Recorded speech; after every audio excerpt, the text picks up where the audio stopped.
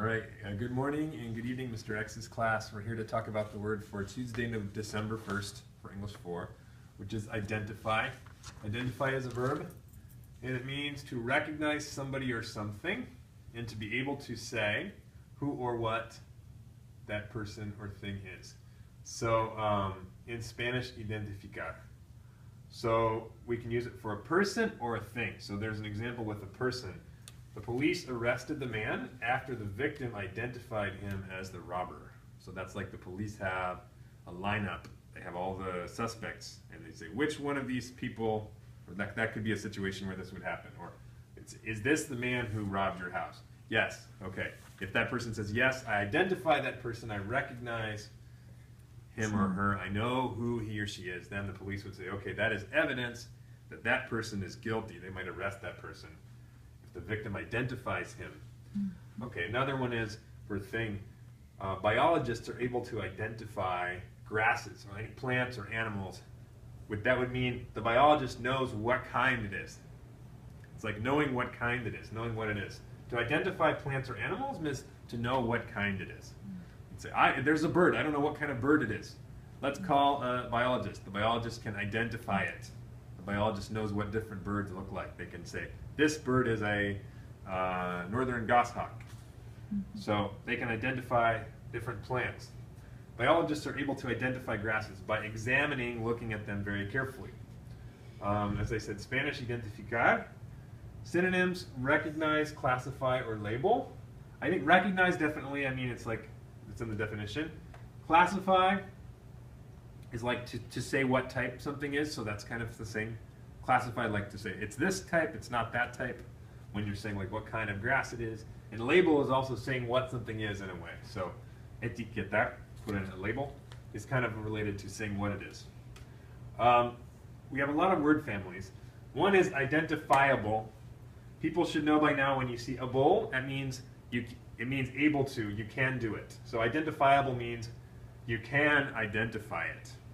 Yes, you can. Like, unidentifiable, though, is the opposite. Not. Un is not. So that means a biologist could say, this grass is too difficult for me. I can't identify it. I don't know what type it is. It is unidentifiable. Or, if you can clearly see what type it is, yes, it is identifiable. I am able, si puedo, I am able to identify it. So those are opposites. Identification is the action of identifying something. So we have two nouns, identification and identity. Identification is when you identify something. So it's like this action, like when a biologist identifies a grass, that is identification. You could say, identification of grass is very difficult. It's difficult to do that. I've heard that that's true with grass, actually. When you say what something is, that's identification. Identity is different. Identity is for a person. And identity is who a person thinks he or she is in your own mind. Like your self-image. Your identity is, if I ask you, who are you? And you tell me, I am, and then like what kind of person are you? Could be your personality. It could also be what groups you're a part of. If you're a member of a religion, different clubs, different activities, that's part of who you are. So how you define yourself, that's your identity. It's in your own mind.